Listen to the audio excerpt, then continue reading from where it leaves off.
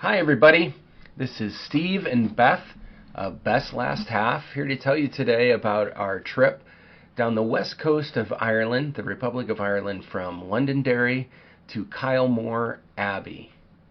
We start in Londonderry. We stayed at the Bishopsgate Hotel in the walled city of Londonderry. It's one of the few walled cities remaining in all of Europe. The wall was designed to protect the Protestants that were inside because just next door is the city of Derry, which is occupied by the nationalists that had a real beef with the Protestants that were there. And vice versa. So the hotel's called the Bishopsgate. Yeah, it was really interesting staying in the walled city. We got up the next morning and went for a walk. It's very wide, it's wide enough to drive a car. You can walk all the way around the top of the city. And it was interesting to me where the gates were. In the Bible, when it talks about the sheep's gate or whichever gate, I could never picture really what they were talking about.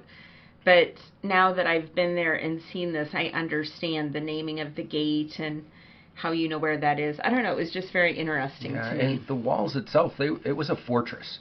And they had cannons on top of the walls that they used to repel an actual rebellion. There was a siege of Londonderry that lasted for 100 days, and they managed to hold out until reinforcements arrived. Just on the other side is this huge city of Derry, and it's famous for what occurred there during the Troubles, starting in the 1960s. The famous sign of Free Derry, the entire city was supposed to have been part of the Republic of Ireland, but for some reason they carved out just the city of Derry, Londonderry, to still be part of Northern Ireland, even though the population on the Derry side is all nationalist Catholics. And so there were many unfortunate incidents during the Troubles. Bloody Sunday was one of the most famous, where British troops actually opened fire on the protesters. And so they have a whole series of murals dedicated to people that had died during the Troubles in Derry. And we went out and toured those murals and read all the plaques that were attached to them. And so it was really heart-rending, and you could just tell the people there are still completely torn and psychologically damaged by all the violence that had occurred there. Hey everybody, this is the Cliffs of Slieve League in Donegal, Ireland. The Cliffs of Slieve League are actually taller than the Cliffs of Moher, and so we feel like we made a really good choice going there. Yeah, it wasn't very touristy here, but it was absolutely gorgeous. I mean, even prettier than these pictures show. It was lovely, and we had a wonderful time there. And we had a rather exhilarating hike to get there, honey. Yeah. How far was that hike? Well, I think it was only 2 miles, but it was straight uphill. Yeah, there were people who started up the hill, and then the younger person in the party went back to the car to take the person up to the top. So I was possibly a little angsty as we were walking up this very steep hill. Watching all the cars drive by. Right. Because I thought that it was a good idea to get exercise until we figured out just how strenuous the hike was. And he didn't actually ask for any input from me. I just thought everyone had to park at the bottom. She didn't know that you could drive if you paid an extra $5. But I did find that out as the cars drove past me. So the next place we went was Donegal. And one of the things it's famous for is Donegal Castle. And Donegal Castle was built in the 15th century by Red Hugh O'Donnell, who was one of 3 chieftains, Gaelic chieftains, the last 3 Gaelic chieftains to actually be in charge in northwest Ireland. Yeah, in the end they banded together to fight off England, didn't they? They decided that the best thing to do was to attack the English that were living in Ireland, and that didn't work out so well for them. But the castle that we visited actually sat derelict for like 300 years. It was nothing but the outside walls, but they've rebuilt it so you can see just how beautiful it is. But this fireplace made it through. This was the original fireplace. And look at the intricate stonework on that fireplace. It was just gorgeous. So the other thing was the roof was held up by like 5 tons of oak timbers. Come to find out that Ireland was completely covered in oak trees at one point. And the British used that to build their ships. So when we were in Ireland in 2023, we saw almost no oak trees. No, They have replanted now to try and reforest part of Ireland, but the beautiful rolling hills that we've been showing you pictures of, that is because of the deforestation that took place to build the English ships. Yeah, I love the large dining tables. I'm a fan of that. It reminds us of home. And here's a picture that shows you just what it looked like for 300 years, where it was just the stone walls that remained. And the town of Donegal was beautiful and really fun to tour. And we did, of course, find a pub where we got to hear some music. Yeah, I think it's funny. Before we got there, we thought it was Donegal. And then when we listened to the songs about Donegal, we learned how to say it correctly. Yeah.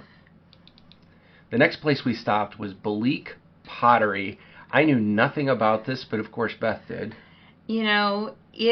We did some super fun things in Ireland. I loved going through factories and learning how things were made.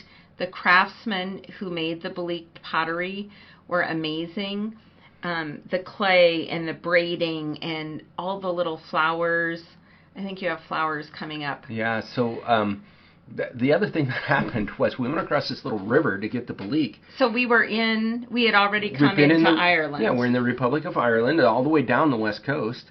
And we went across this little river and we went to buy our tour tickets, and they wouldn't take euros because we didn't know it. The little river was the border to go back into Northern Ireland, and we had to pay with pounds. So that was interesting. And then, of course, some of the pottery was they're works of art, and it's so intricate. And we got to see how they made it. Each one of the people that artisans that make the pottery, they take every piece from casting all the way to the point they're ready to paint it, and they put their initials on the bottom of it. They get paid by the piece, and so even after it's fired, you can see their initials on the bottom of the piece, and that's how they get paid for it. Right. The only part they're not responsible for is if it breaks during the firing. That isn't their fault. But if there's any errors in it, they break it. They don't let it go out. But look at the braiding and also the lattice work on this. It's just very intricate. And they start with thin strings of clay.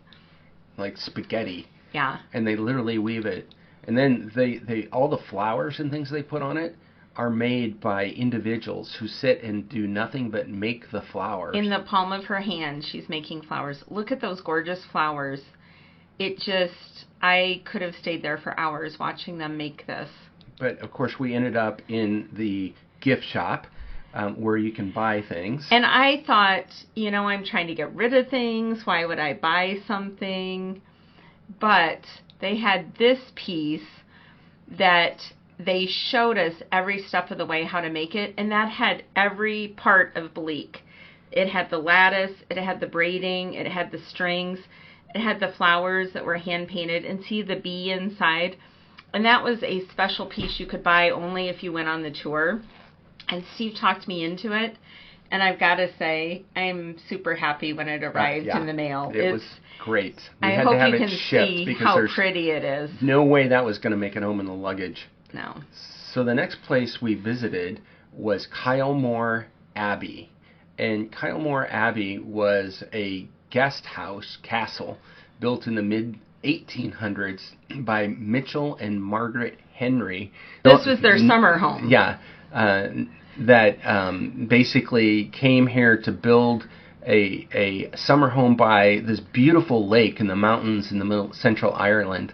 And the townspeople were very happy when they came. You would think that when English noblemen came and basically built this huge house on their land, they would be upset about it. But they got jobs, and they were so desperate for jobs and to feed their families that it was a real honor for them. And the craftsmanship they put into it was pretty amazing. Yeah, this is beautiful. This is Margaret's sunroom. I'm a fan of sunrooms. They said she hung out here, and who wouldn't? It had huge windows and a beautiful view. Out onto the lake and the mountains. Yeah, it was just lovely. And she said, they said that she kept the men out of the sunroom. So yeah, it was the women's room. After dinner, that's where the women would retire. And she really liked Italian marble work, so this was made in Italy. And it's the same as the statue. The statue of David. But here, they let you touch it, and I guess you can't touch it. Again, it was very smooth and very cool to the touch. It was gorgeous. And look at this table. I love setting a beautiful table. My tables aren't this intricate, but huge table. It's double wide, just like ours is. And I just, I could channel my inner Margaret. And in the wintertime when they were back in England, because the gardens are almost year-round in Ireland, they had fresh fruit and vegetables sent to England every week when they were back in England. Because they could grow them in Ireland. Yeah, they had a huge garden. So here's the Celtic cross.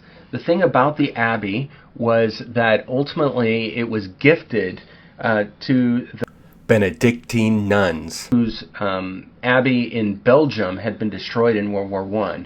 So they gave the nuns the abbey, and for over 100 years, they occupied the abbey, and they had a girls' school there as well. The nuns are still there, so it's still an active abbey, but they don't occupy that much of the main building anymore. And 10 years ago, the girls' school shut down. It was too expensive. But what a beautiful place to go to school. Can you imagine waking up to this view every morning? And we enjoyed the gardens. I don't think we have a picture, but they had beautiful gardens too. Yeah, and where they raised all the vegetables that they shipped back to England. So, yeah, it was a very beautiful place to visit, and we're really glad that we did.